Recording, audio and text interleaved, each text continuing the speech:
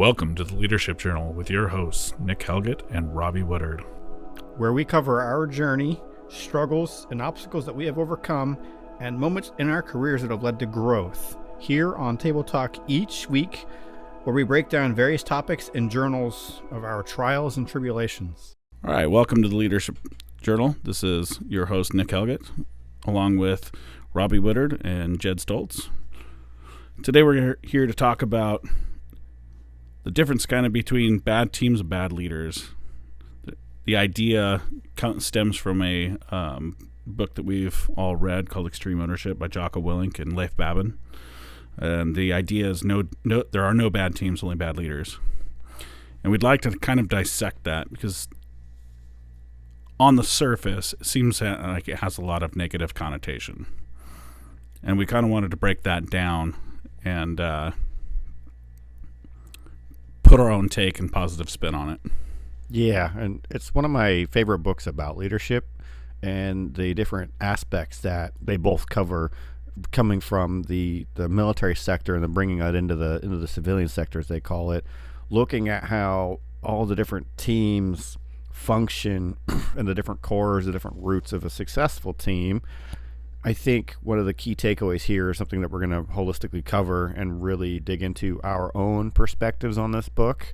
And also, if you haven't read it yet, go out, buy the book, and get your own perspective on it and see what you can take away apart from what we say today.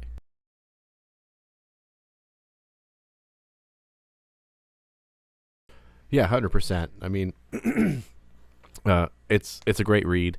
I think it's something that every leader or aspiring leader should read. But don't take our word for it. It's out there. Find a copy, read it for yourself, and it's worth it. And I think going to what Nick had started off with saying is there's a lot of negative connotation. There can be a lot of negative connotation with this because when you think about a successful team, a lot of people want to attribute that to the leader being successful. And then when you have negative teams, they want to attribute that to the leader failing. And there's a tried and true to both of those statements. It really goes hand in hand with how good does that leader fit in with the team that they're on. And there's a whole lot of things that you can take away from that different chapter when they talk about boat day in the SEAL team training environment about how they pair up different people with each other. The ultimate goal is to prove you can work as a team and survive in the environment as a team. And there's an appointed leader that gets the team going. And whether or not you feel successful should come from how good do you mesh with the people you're with, but also how effectively do you use your own skills to help lead and inspire the people around you. Yeah. And so kind of define, excuse me. So to kind of define what a bad team looks like, and some examples would be, a team that struggles with communication and as a result struggles with their performance. And, there's this loop of this feedback loop of negativity amongst themselves. So there's conflict, there's, unrest between, from team member to team member and animosity. And, if you're quote unquote the bad leader, you're not influencing your team in a positive way. And if you're feeding into that negativity, then, essentially you are a bad leader because leadership is influence. And I've said that before. And it's vitally important that you try to set the tone for your team, that positive tone. Mm-hmm. So do you either in, I guess the last decade of your experience within leadership, Robbie, do you have a good example of what a bad team in real life kind of looks like? I mean, I can think of quite a few examples of bad teams. There was a part in my career where every day was negative because of where I was at in my own headspace, and it carried into my team. And do I ever want to be in that space again? No.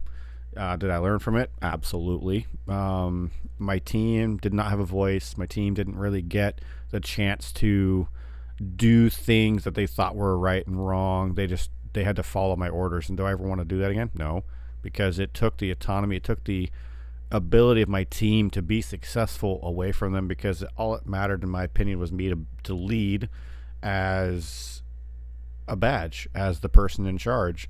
And it goes back to the original story in the origin episode about what ultimately got me pulled into the office and pretty much threatened with my job as you will do what I say. That mentality got my team to walk out on me. And I figured something out because 11 years later, I'm still a leader. I still have a lot of values that I have learned from, and I've taken and changed how I was taught and brought into the leadership world and used my own spin, my own creative ways to connect with people. I struggle with it still sometimes, but leading by badge is horrible. Just because you're in charge doesn't mean that you have the authority to be commanding of people. They want to follow those that inspire them. They don't feel the need to follow you because of a badge. I think I've got a good example of excuse me. I think I've got a good example of a bad team from my own experience, not as a leader, but as a team member. I was once on a team doing loss prevention for a big box retailer. There were 13 of us, I believe, on the team. And I was one of them. You were one of them. And I honestly, I hated when people said stuff like this at the time, but looking back on it, I have to say we were a bad team. Yep. We were a team that was dysfunctional. We didn't get along. And it's not that no conflict is desired either, because if there's no conflict, there's no growth. Mm-hmm. But we honestly, I think, did not like each other.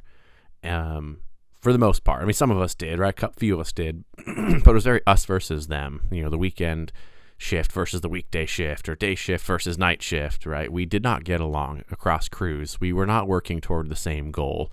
We didn't communicate well. And not everybody was aligned with the mission, with the goal. And not everybody, to be honest, I think even wanted to be there. And so for those of us who did, and I like to count myself among one of the people who did, in fact, want to be on that team and did want to achieve the goal, it was incredibly frustrating, and it deepened the divide between myself and the people who maybe weren't aligned with the goal as much as I thought I was. And in turn, that tends to seed resentment and frustration, and it's a self-perpetuating cycle. I think, Nick, you may have said that earlier. It just keeps going and going and going and gets worse and worse and worse. And there's a whole bunch of reasons why that may be. For me at the time, I know a huge part of it was my leadership, and I don't want to speak poorly of that leader because he had a ton of really great leadership qualities. However, we were a 24/7 operation, and he was just one guy leading this entire team. He couldn't be there for all of us all the time. And at the time, I was working weekends and nights, and he was a Monday through Friday kind of person. I only rarely ever saw this leader. And so a lot of these problems, they're really hard to manage from a distance. And so, I don't like to say it because I don't want to reflect poorly on this leader, but there wasn't a ton of leadership from our direct supervisor. And I can definitely tag on to that because my personal feelings was I think that leader had a lot of very strong qualities, but one Absolutely. of them... And without that leader, I wouldn't be where I am today. Correct. I mean, 100%, unquestionably, I would not be where I am without that individual. I feel the same way about him. Where he failed us in kind of perpetuating that bad team atmosphere is he wasn't going the extra mile to bring us together from shift to shift, from peer to peer. He wasn't helping enough to facilitate those good conversations, those team building conversations between people that were at odds. Sitting us down and saying, what, at the end of the day, we are a team and we need to function that way. And how we get there is building a better relationship between the two of you or the three of you or whatever that number looks like. Because, unfortunately, there was a lot of things going behind the scenes that we weren't privy to at the time, and so we didn't have the foresight to be able to say, you know what, we've got his back as much as he's got ours, and we can step up in X, Y, and Z ways. And I think not to pat us on the back, right, too aggressively, but I think in the ways that we did try to step up and we did try to be that example for the team to follow, we did try to bring those people along with us. I don't think we were going to be able to have the impact we wanted to have the way that things were set up. And honestly, it's exhausting. It was a lot. And at some point, I'll be honest with everybody, I fell prey to it's just never going to happen, so why even try mentality. I did as well. Yeah, there was a store I worked at when I first got to Oregon, where in a store of the caliber that we were working in, there was the asset protection manager, the general goods manager, foods, the fresh area that I was in charge of, 2 overnight managers, an asset protection, and then a front end team, and then our store manager who we all reported to. And there was a favorite person that got the shift they wanted no matter what it was, and everyone else fell into the rest of the shifts covered for the week. And there was a lot of times where this manager would just ignore the shift that was written. They would show up whenever they wanted to and leave whenever they wanted to. And the store manager allowed it. The store manager felt it was okay to let them do this because they had been with them for X amount of time. And it was breeding animosity, bringing negativity, and it was putting a lot of strain on the management team. And our team members felt this was happening amongst us. Team members aren't stupid. Team members key in to drama happening at every level in an organization. Whether you try to hide it or not, they're going to keen in on that. And where the team I was on failed was we allowed it to continue to breed, and we continued to add more and more animosity into this and continue to not take a step back and figure out how we can come together as a group. We continue to poke and prod at each other. And that was a bad team. That was a team that was failing in all fronts because no one wanted to get along, because the favorite got what they wanted, and when we allowed it to continue. I think you really hit the nail on the head when you said poking and prodding at each other. I can recall, and I'm not proud to admit it, but it's important, I think, to recognize. I can distinctly recall at points in my career in that role blaming some of my peers who I didn't feel were on the same level that I was. Yeah, they weren't contributing the same level. No, and maybe didn't want to contribute to the same level. And I don't want to run myself down either. I mean, I worked hard to bring my peers along with me. I worked hard to try to motivate them. I worked hard to remove obstacles as best I could, close gaps in understanding, provide, training materials for things that I was really good at that other people maybe weren't as good at, to help, give guides they could follow when they're trying to do things. I tried hard to do some of those things. Went as far as going to change camera angles, to help set our peers up to have easier investigations, because now we can see this portion of the building better to try to achieve this goal. Yeah, and so I don't want to say that I didn't do anything to try to further the team, but I don't think I had the ability to do all of the things that needed to be done, or I didn't at least have the support from my leadership that I needed to make lasting change. Yeah, it allowed us to succumb to some of that negativity. Absolutely. And being in that environment where negativity is constantly bred and it's not stopped, once it gets to a certain point, the only way to change it is to break up the environment and to add some kind of different variable that will shock the system so that change can happen, in my opinion. And, my current team, for instance, this team when I came on and took over was labeled as a bad team. Like, oh, they're lazy. Oh, they're this. Oh, they're that. So was the team I currently run. And there was a perception. And one of the things that I've tried to break that perception, or one of the ways I've tried to break that perception, is it doesn't matter how we were left, from the previous shift. It doesn't matter what they say about us. We have the talent and we have the ability to change that perception through our actions. We have the ability to leave the next team better than we got left. We have the ability to come in with a positive attitude and show them that, we're a good team and we can get to a point where they're asking, what are they doing different?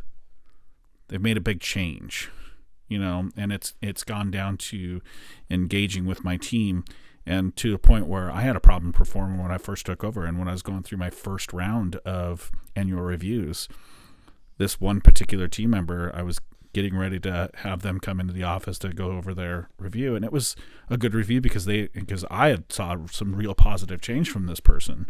But I had minimum 4 people stop by my office and tell me what a change that person had made and the impact that they've had on the positive impact they've had on the team. And that meant a lot to me, to be able to change that perception of that one person and then trying to continue that theme to the whole team. Mm-hmm.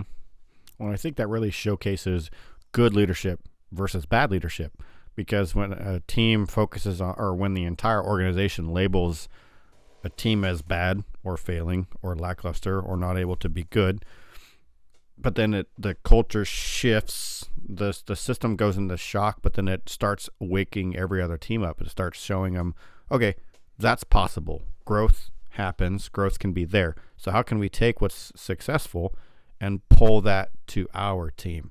And it causes reflection. It causes inward thinking so that you can find your own possible opportunities and then continue to going forward. Like 4 out of 10 people is a decent percentage of people that are coming and saying there's a positive change. Everyone should look for that at least 40% to say, okay, we're seeing an impact here. What can we monitor? What can we replicate? And then I've seen one of my team members be very disconnected for, personal reasons or whatever. And watching their team slowly disconnect and not care about their duties and what have you and their day to day. And it starts really reflecting, and it starts with the leader and, the way they carry themselves into each day, their attitude, their demeanor. That all influences the behavior of the team heavily, whether we realize it or not. I mean, everybody's entitled to have a rough day. We're human, we all have outside influences in our personal lives and whatever.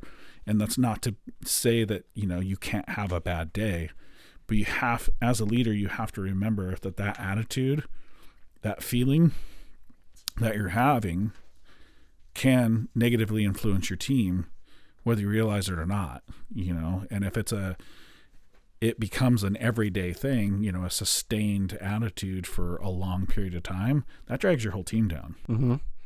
Well, I think one of the key things here that helps us look at how we can tailor us as leaders in an environment that is conducive for positive growth is looking at leadership styles. Would you say?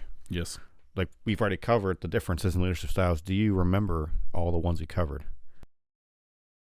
Not off the top of my head. I do. I think I'm with Nick there. I mean, I remember the majority of them. I don't have the notes in front of me, and it's been a little bit, so I couldn't list them off to you one at a time. But I will say, I think one of the themes that I've seen so far, at least with the discussion that Nick and I have had, is you're talking about how your attitude can affect your whole team as a leader. And I think I mentioned in a previous episode that you don't have to be in a leadership position by title in order to be a leader on your team. Yes. If you're the kind of person who's interested in getting into a leadership position by title, right? A manager role or coach role or something along those lines, where you are officially by title a people leader, it oftentimes starts by leading without authority, without that title on your team.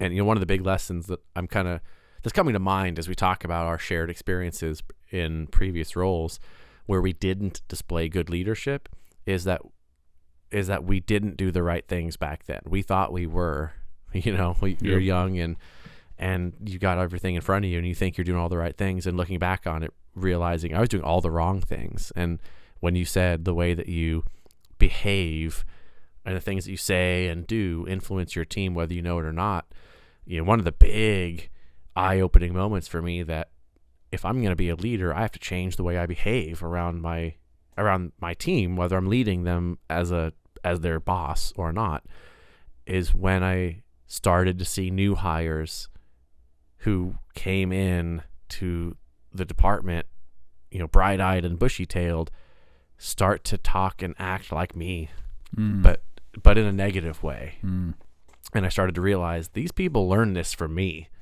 And whether I meant to teach them that or not, I did. I showed them that this is what the reality in this department looks like. And they latched onto that, and that became their reality.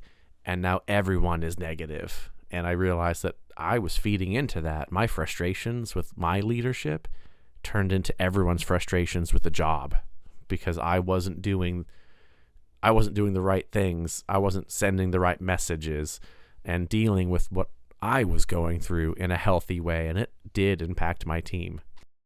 And I love that you brought that up, because a lot of people believe, especially when I first started being a leader, being a manager, I thought it was the team that bred the environment that added to the different pieces that everyone latched onto. But there was a part in my career too where I realized, oh, I'm leading by example. I'm breeding this. I'm showcasing this. And that was hard for me as well, to go, oh, how can I shift this? Because this is not what I want. Yeah. And that same team once voted me into an award. I won a regional recognition for our department. And I still have the plaque too. It felt so nice, and I didn't even see it at the time. And looking back on it, I realized that more people on that team viewed me as a leader than I probably knew at the time. And a lot of the problems that caused me so much frustration probably stemmed from the way I behaved when I was on that team, the things that I modeled for them, and that I fed into the way that we operated every day. And I didn't even realize it. I was not, unfortunately, at the time, mature enough to understand how my actions affected that team. And, sitting here now, looking back on it, I was not the leader I needed to be. I was not ready. And I think the biggest frustrating thing that I see right now as a leader is when my peers, who are also leaders, don't understand how their actions are impacting their peers, their team, and even above them. Mm-hmm. It's an extremely powerful thing to have somebody walk by your office, and every time they do, you're on your phone. You're disconnected. You're not attending to their needs in the moment. And I believe I've said it before, of like, just because it's small in your world doesn't mean it's not something huge in someone else's. No. And so being that disconnected, not giving them the impression that you don't care, is so impactful and so detrimental. And it kind of leads me into wanting to talk about delegation. And delegating is an extremely important thing to be able to do with your team, and in empowering your team to make decisions within their purview, within their job, within their function, without having to ask permission. There's a big difference between empowering them to take control of the business and do what's right to make us successful, and just telling them what to do and be like, this I need you to do this, and giving them the impression that they need you to, or you need someone to do something because you don't have time for it. And explaining like, I'm giving this to you because I want to see you grow, and I think this task will help develop these skills that you're looking for, and I'm here if you need me to help guide you through that. But I want to see your decision process. I want to see how you handle this so I can help you grow, and not giving them the impression that I just don't want to deal with this. Mm-hmm. There was a metaphor that I was told about 8 years ago. And when I first heard this metaphor, it didn't make any sense to me. But then the more I thought about it as the years went on, and I started piecing it together and started looking at it from different perspectives, it hit me like a ton of bricks. And I felt in the moment dumb, but then I've used it every now and then to help me figure out how to look at empowering and delegation in a different perspective. Have you guys heard of the jar with the rocks and the gravel and the sand metaphor before? Mm-hmm. So I have not. you take a jar, right? And you're given a pile of sand, several pebbles, a couple big rocks. In what order do you put everything in the jar? Yeah, your task is to put all of it in the jar. And it all will fit, but there's only one correct way to make it fit. In what order do you make it fit? I would say probably put the biggest piece in first and then fill in around it. Okay, so you would start with the rocks. You put them on. Doesn't matter how you get them in the jar, but you get them in the jar, shake it around a little bit, then take the pebbles, then put them in. And now the space that's left, you put in the sand. And the extra piece on top of that is take a little bit of water, pour it into the jar, and see if everything sifts through. And if that bottle of water fits in that jar when everything's done, you've done it correctly. A leader of mine took that exact same metaphor and said, now at your level, the big rocks are your ultimate responsibility. The small gravel are the other pieces that take a little bit of importance, but there's small things that have to go in with it as well. And then the sand, there's thousands of pieces of sand. Prioritizing the sand first, you're not going to get any room for anything in your jar. You're not going to get anywhere. But when you take a step down under your level, those big rocks, they're not going to fit in the next person's jar because their jar is not big enough for those big rocks. Your pebbles are now their big rocks. Portions of their sand are now their pebbles, and then their sand stays the same. As you go down the ladder, the bigger pieces don't fit in your jar anymore because they're not your responsibility. They're your leader's responsibility. And at first I was like, what are you talking about? What do you mean that the rocks get bigger? But then I started to see as I moved up the chain, there were things that I wasn't exposed to as an hour leader or an initial entry-level assistant that I never got exposed to. I didn't have any authority, any responsibility for. Those started getting added on my plate. Started seeing more and more responsibility, started seeing more and more big rocks. The small sand seemed like if I prioritized that, I was getting nowhere. And then it made sense. Yeah, absolutely. If you fill your jar with sand, where are the rocks going to go? Mm-hmm. And then like the finer the sand, the harder it is to get that to all fit if you put that in first. And when I realized that, I was like, okay, how can I prioritize and position and make sure everything is done in not the correct order, but in a prioritized manner to help me be successful and my team succeed?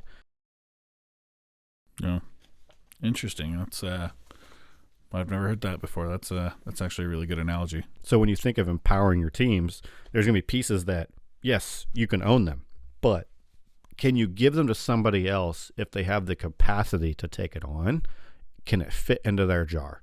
Can you take something else off their plate, give them that in exchange, and then pass something else down to somebody else so that you're inspiring and developing them so that they have more room in their jar to take on more things while freeing up portions of your day to take on bigger rocks you'd never seen yourself. I would say also from a developmental perspective, right? When you're new in your career, what seem like rocks to you are pebbles to somebody else. And as you give those pebbles to somebody for whom those are bigger rocks, as you give some of those to somebody else and help build their capabilities and prepare them for that next level role, their perspective will shift as well. And suddenly these big, crazy, difficult, looming things that are they're rocks to them, start to look more like pebbles. And now they're ready for that next level. And then they get to that next level and they trade in their pebbles for some more rocks, and they work on it until those become pebbles, and you keep growing that way instead of just staying where, every grain of sand is a big rock. All those other things just seem like smaller problems, easier to deal with. And like you said, things that you can help delegate to other people to help build their capabilities and allow you to also continue on your journey. I used to look at it as a tool bag. I don't need this tool anymore. I can let someone else use this tool, or I've already used it enough. I know how to use the next step. How can I give someone else the ability to use this tool? So my tool bag got pretty full, but then I started loaning stuff out to see how everyone was going to prove, and empowerment really became front and center for me in that moment. And that kind of leads me back to that story I was telling about, my current team is, empowering them in a positive way has helped turn that team around. And like I had a talk with my team the other day of just, we are the team. We have the people, we have the talent, we have the attitude, we have all the right tools to be that team, and it doesn't matter how others see us. Our actions are what speaks volumes, and it's so important because I didn't have to micromanage. I didn't have to fall into those bad habits of being that leader that is driving results by pushing processes, by pushing policies, by pushing that goal and forgetting about the people and making it all about what we were trying to achieve and not taking care of the people that are achieving that goal. And that goes back to where I was talking about the leadership styles and the different avenues that leaders can take when we look at the ways to lead teams. The transformational leader is a very important leader in every structure.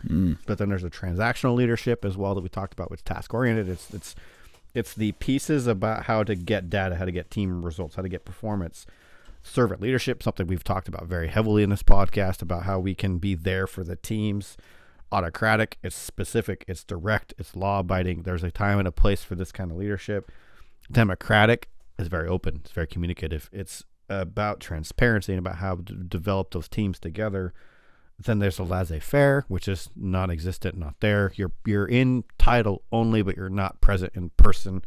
And then there's situational leadership, which is adaptable, flexibility, and it's trustworthy. You put a lot of faith in your team to be able to continue carrying forward.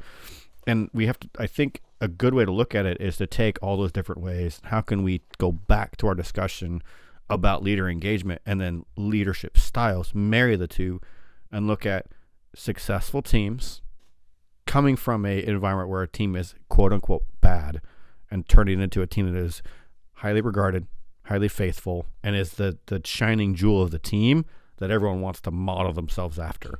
And I think that's where we ultimately want to go. Yeah, I think you touched on a big piece of it there when you talked about laissez-faire leadership, and it's something that we've talked about in previous episodes.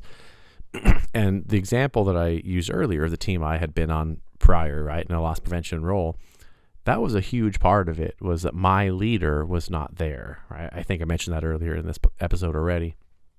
And so there was sort of a leadership vacuum, and the problems that we saw just weren't addressed because it was basically like we didn't have a leader. If you didn't work Monday through Friday day shift, you didn't have a leader. You only had a leader through email.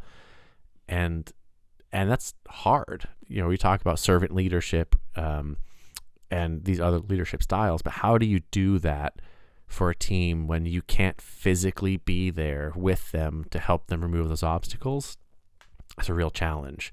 And honestly, it may well be that our leadership structure was flawed, but I think that was that's definitely a huge part of what we experienced. I think, and I don't know if you agree, Nick, was essentially a lack of leadership. Yes. And so we sort of became the de facto leaders, and we weren't prepared. And again, that is a lot of that was by design. A lot of that was a style of leadership that not everybody could get behind.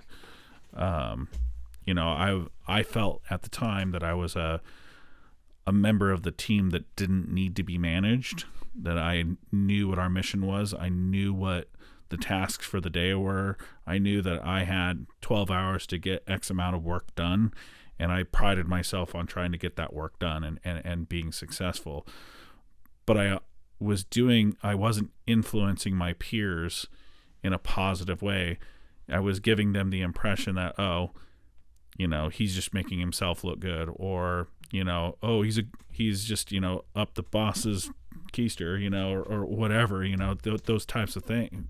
And I had to have some pretty difficult conversations with my peers about some of the whys why I was being that way, why I was driving for these results, and, was able to repair some relationships. But I had to learn some hard lessons in that role, as far as how to deal with team members. Mm-hmm.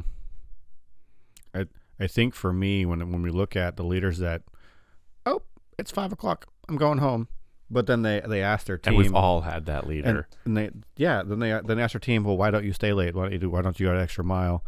They're not looking back at themselves. They get in when they're supposed to. They leave when they're supposed to. Yeah. They don't put in the extra effort. They don't reach out. They don't try to be there for the team when the team needs them. They are a set schedule supervisor. Yeah.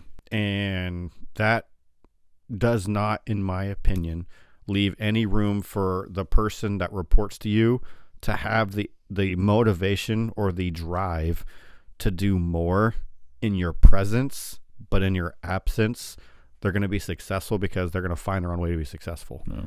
And not because of you, because of them. Well, I think, excuse me, I feel like what we're talking about also ties in somewhat with our previous episode about employee well-being, where, leadership doesn't stop with us, right? We may be the frontline leaders and lead the team of hourly employees that are making the product or moving the product or doing whatever the case may be, stocking the store shelves, making the burgers, whatever your leadership role is. You may be that person who is directly leading that team on the floor, but you have a leader as well, and your leader has a leader, and they have a leader, and so on, all the way up to the CEO of the company. And I think this is also, where this not bad teams, bad leaders kind of comes from. If you don't want to be the kind of leader who needs to be there before your team gets there and after they leave, there's probably a role like that for you somewhere. But if you're not the kind of person who wants that and you get put in a position like that, your leader needs to help you figure out how to be successful in that role. That's their job. Mm-hmm. And their leader's job is to help them be successful in their role, which is helping you be successful, like from the top all the way down, right? The point of leadership is, how do we help you achieve the goal? As frontline leaders, it might look like meeting KPIs, making production goals, something along, right, serving customers, something along those lines. But it goes all the way up to the top, from the CEO all the way down to the ground. The point is, how do I help the people who report to me do what they need to do to help the people who report to them do what they need to do, and so on, all the way to serving the customer, whatever that may look like. Yeah. I mean, you also get that impression of having a bad leader when your leader lacks empathy, right? Like, I'm going to tread lightly here, but, in my current role, my department head is very disconnected.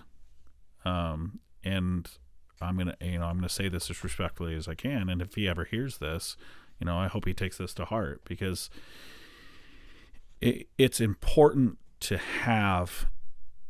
be connected with all levels of your team. If you're a department head and you have underneath you a leader that's leading leaders and hourly staff, it's vitally important that, even if it's only a couple hours a week, that everybody below you has some sort of a connection with you, that they feel like they are valued because you took 10 minutes out of your day to come in and say, hey, how are you doing? And it doesn't even have to be much. There's a department head in another department where I work who, I think probably once a week, he swings through my department, touch bases with the hourly folks just to say, hi, how are you doing? Is there anything I can help with today?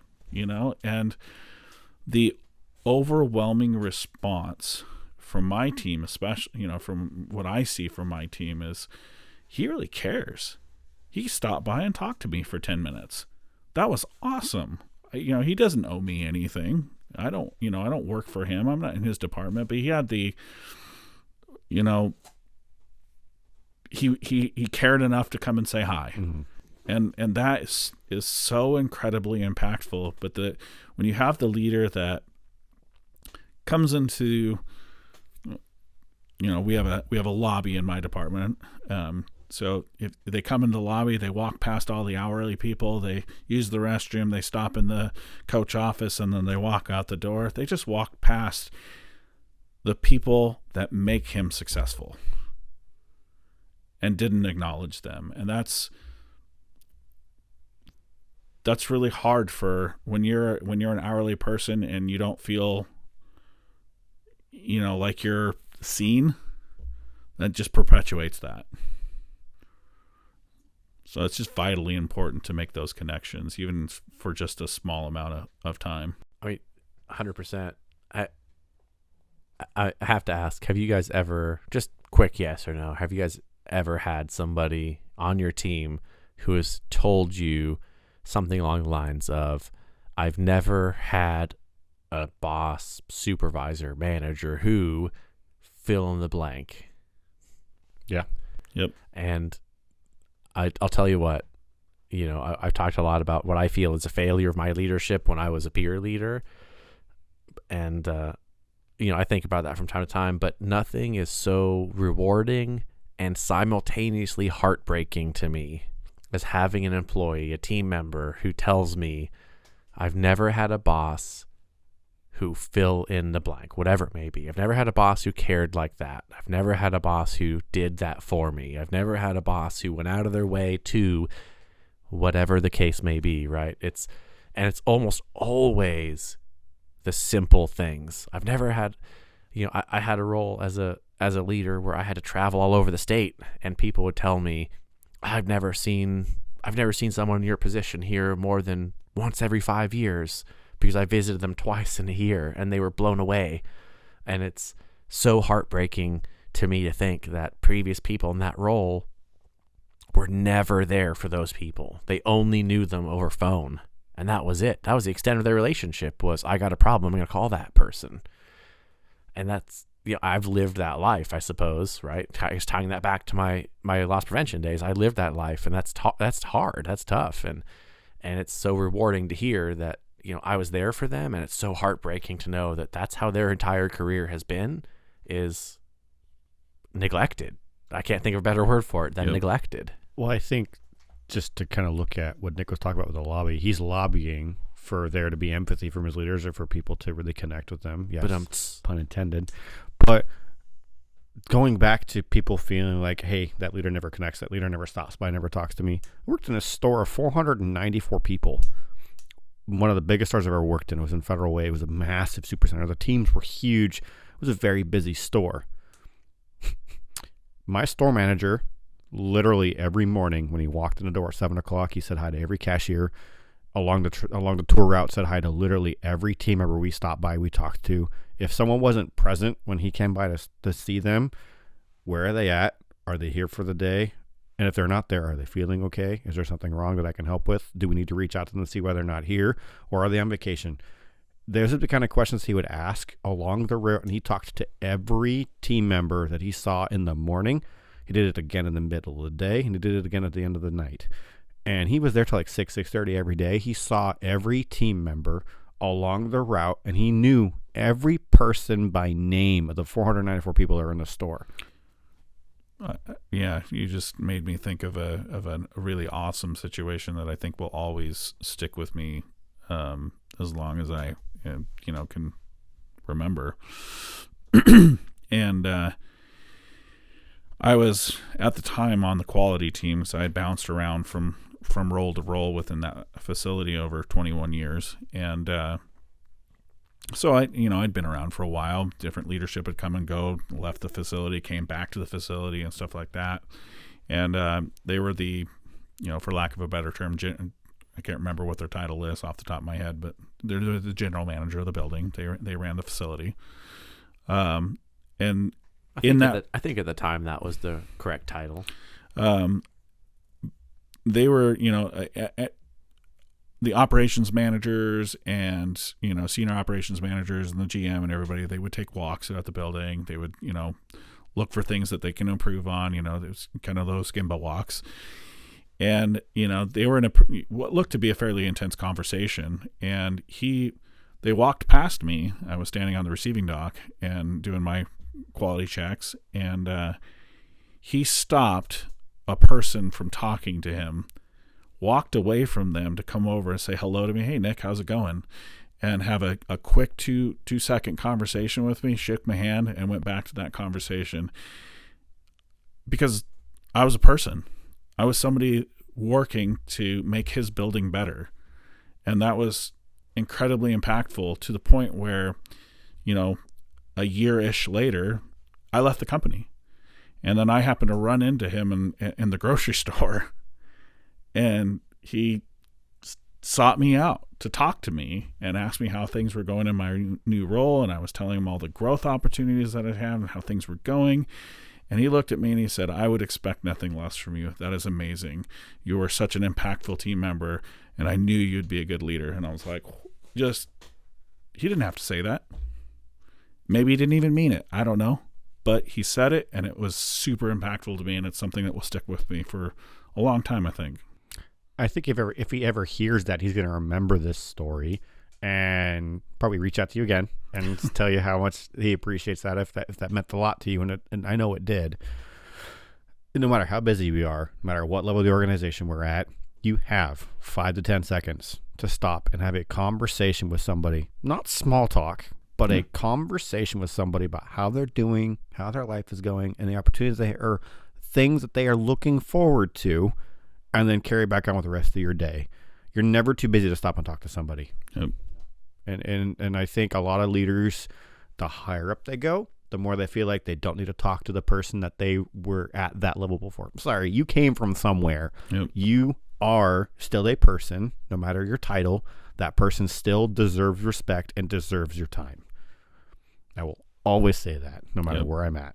Yep, completely agree. I mean, the most impactful leaders I can think of in my career, and the leaders I know currently that I aspire to be like someday, right, are exactly those kind of leaders, the people to whom everybody matters. I mean, people in my current organization who are my boss's boss, who could go down on the floor any day of the week and they know my team members by name.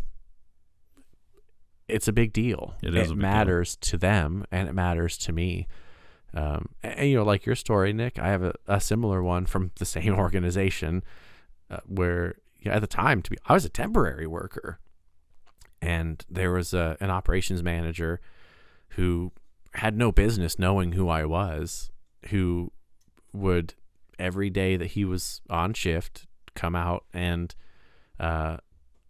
work alongside me. He would do my job next to me and just talk to me and find out what my interests were and what I liked. And then we would talk about those things. He would come up to me every day and he knew I'd done marching band at Oregon State University, right? And he would come up to me every day and talk to me about Oregon State football because he knew that was something I was interested in. And he would just work alongside me for 10 minutes and just, have casual conversation and help me out for a few minutes.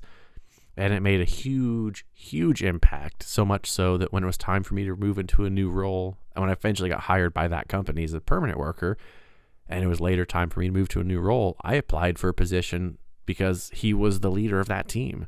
I didn't know anything about the job, but I knew he was the leader, or at least I had thought he was. Turned out he had just left that role, but I had understood that he was the leader, and I wanted to work for him. I didn't know what the job was like. I didn't know anything about it, but I wanted to work for that guy. There was one of my favorite moments of being an hourly supervisor. When I worked for my first employer, there was this new structure coming out where everyone wanted to be on the same page, do the same thing in every store across the entire organization, so that there was a repeatable process and everyone could be on the same page. And this store I worked at, we were getting on process, and my store manager was like, "Hey, you're going to own this in your areas." And he showed me the book and literally pulled apart every department step by step what we're going to be going through. And it was 2 weeks into this project, and it's going to take us about 6 to 7 weeks to start working through it. I was about halfway done with it, and we had this market manager. Everyone knew her by name. Everyone either was afraid of her or they looked forward to her showing up. Her conversations with the salaried managers were always intense. She came in, someone would leave crying or someone would leave super excited. It just depended on how your area looked, and if it was ready, it was good to go for business. And there's every salaried manager is in my department looking at how everything is looking for the start of the day, because when she walked in, they always walked into the produce department. I look over, I see everyone standing just kind of grouped up together, and then one of them points at me, and I was like, oh God. why are you pointing at me? And then my side of the store's co-manager walks over and goes, hey, I want you to meet somebody. And I was like, you want me to meet who? I want you to meet the divisional manager. My first reaction was, why? What did I do? And why am I going to be in this conversation? She goes, no, that's fine. It's good. It's positive. We're talking about stuff that you're doing. We want to hear while you tell her what's going on in your process of improvement because you're leading this project. Okay, fine. Walked over with caution, talked to my store manager, 2 co-managers, all 10 assistants, and the divisional manager. She looks right at me and goes, hey, Robbie, I heard that you're in charge of this project. Heard that produce is coming along really well. What about bakery are you going to be doing next? And I rattled off literally every list that I had about things we were going to be doing for the next couple of days, the next weeks to get everything reset and started so we can get the corner taken care of and then move on to the meat department. And she was checking off something on her notebook in front of her as I'm walking through all these different things.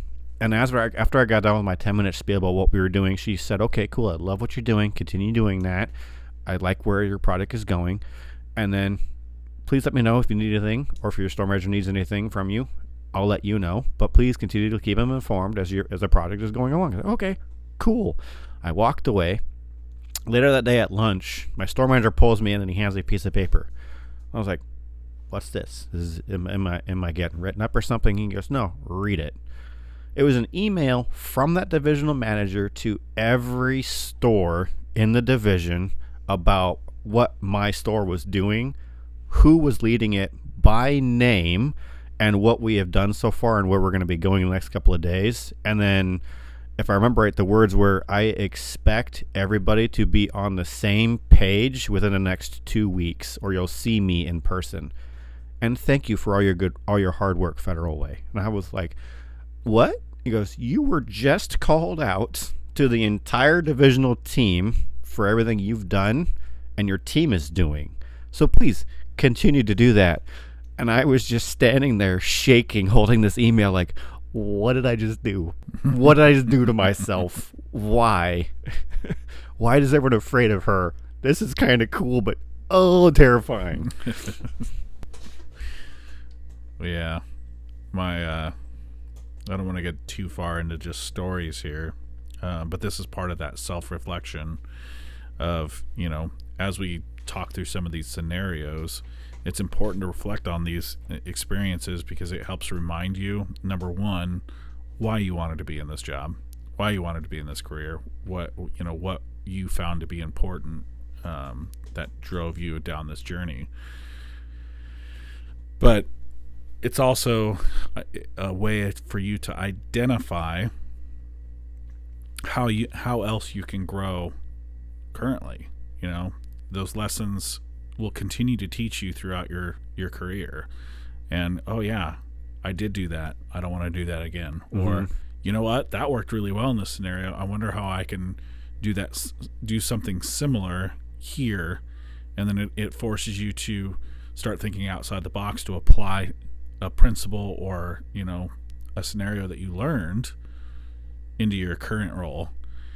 And it's imperative that you have that self-reflection. The words, I didn't like that result, how can I not repeat that, are probably one of my favorite things to say to myself, because it gives me a chance to say, okay, how can I learn from this? How can I take my own results and then find what was positive and what was negative and then find a way to have a better result next time? Because I don't want to be labeled as a bad leader. I want to be labeled as a good leader. And bad leaders don't reflect, don't take the time, don't look at how to prioritize or how to recap. They just, it happened, whatever. They also don't invest in their team. Yeah. Oh, yeah. And I think that's a really big point right there. A big thing that good leaders do, right, is actively listening to their team and soliciting feedback. None of us are perfect, right? No. I think I established that pretty early on in this episode when I talked about how terrible I was as a peer leader back in the day. And like you said, right, I've had a lot of self-reflection over the things I didn't do well, and it's really shaped I think, who I am as a leader today, because I realized that's not the kind of leader I wanted to be, right? I learned from those lessons, and I'm still learning from those lessons from the mistakes that I made years and years ago. But on top of that, you also mentioned something about annual reviews earlier, right? You talked about giving reviews to your team members, but I expect my team members to review me as much as I review them, right? This is a give and take. They have so much to teach me about how well I'm leading them, what I'm good at, what I'm not good at, and to tell me what they need from me. That if I'm going to be an effective leader, I have to listen. They're going to tell me what they need. And it may not be direct. I need this, this, this, this, and this. And sometimes it will be, but other times it's going to be a lot more subtle. And you have to listen to what they say, not just hear it, but listen to it, think about it, read between the lines, and figure out what your team needs. Because they'll tell you. Oh, yeah. If you listen, they'll tell you what they need to be successful. And as a leader, we have to be able to hear that message and not take it personally. If it's one of our weaknesses, to not take it personally, but to continue to grow ourselves so that we can give them what they need to be successful. And I just want to say that it takes a lot of bravery to be able to ask your team, what can I do better? And then the moment you ask that question, if you don't take it, you don't listen to it, you don't reflect on it, your team is never going to give it to you again, because you've already shown them, I don't care what you say. Doesn't matter to me. And then we're just going through the motions. Just going through the motions. And people can tell. Oh, yeah. People can tell if you're just going through the motions. They know. And that's a key point between a good leader and a bad leader. Everyone is open to feedback. Everyone, no matter where you're at in the organization, is going to receive feedback. The people that work with you each and every day remember the conversations, remember the interactions, and the instances that they have been through, just like you remember the instances that you have been through. And they're going to give you that account, whether it was positive or negative, and you want them to be as open and honest with you all year and in that conversation, because the moment you close it off, you're done. Yep. Another thing that just made me think about, I've heard before, and as is always going to be the case, I will rarely remember where I heard it. So let's just get used to that. I've heard it said that when you impact somebody, potentially positively or negatively, when you impact somebody's life, you probably won't remember. I won't even say may not. You probably won't remember, but they will, right? What is the phrase? The tree remembers, but the axe forgets, right? And I think that's used a lot more negatively. When you hurt somebody, right, you'll forget about it, you'll move on, but they won't. But it goes for positive things too. There's a lot of things we do as leaders that are going to get lost in the day-to-day and roll right off our plates, and we won't remember that they happened, but somebody will remember that. And I think that that's a really good reminder when you're interacting with your team, that what you see is insignificant, whether it's positive or negative, people will remember. Somebody's going to remember. It's going to stick with them in a major way. So, try to make it positive, but also solicit that feedback so that when you make that mistake and something sticks with them, they'll tell you. Like, create an environment where they're comfortable telling you, like, hey, you know what? This wasn't what I want from my leader. Because you might not remember, but they will. Oh, yeah. And you need them. If you're going to improve, you need them to tell you, because you're going to forget, they'll remember, and you want them to tell you, this isn't what I wanted from my leader, so that you can grow and be a better leader. Well, I want to take this opportunity to thank our listeners. This has been a very unique experience, I think, for all three of us, being able to talk about some of these things, and I very much hope that this is impacting everyone listening. And I think the takeaway from this episode is really never never lose sight of the people that are around you and underneath you, because it takes everyone. It takes a village, right? The old adage, it takes a village. It can't be a truer statement, because if you lose sight of your people and you become that leader that you've gone up the chain, you're a department head, you're a building manager, you employ 300 people, always remember that 5 seconds is vitally important to somebody, and you never know what impact you have on somebody. And if you lose that and you disconnect, it's so detrimental to an organization. So just remember to take the time to engage with your people, whether it be an hour or 2 minutes. That's irrelevant. It's just remember to engage with your people. 2 minutes could change your team member's perspective on you or the organization for that can better. Change yours. Yeah, or worse. So I hope that everybody is enjoying our content. I hope that you guys are finding some good quality learnings out of this, as we are, and it's been a great process for us to be able to reflect on some of our experiences and share some of those learnings. And I hope that we continue to grow this podcast. Amen to that one. Thank you, everybody. And we'll catch you on the next episode here on the Leadership Journal with myself, Robbie Woodard, Nick, and Jed. Thank you, everybody. Have a good night. Thank you. Or day, or whatever it is you're listening on. Thank you.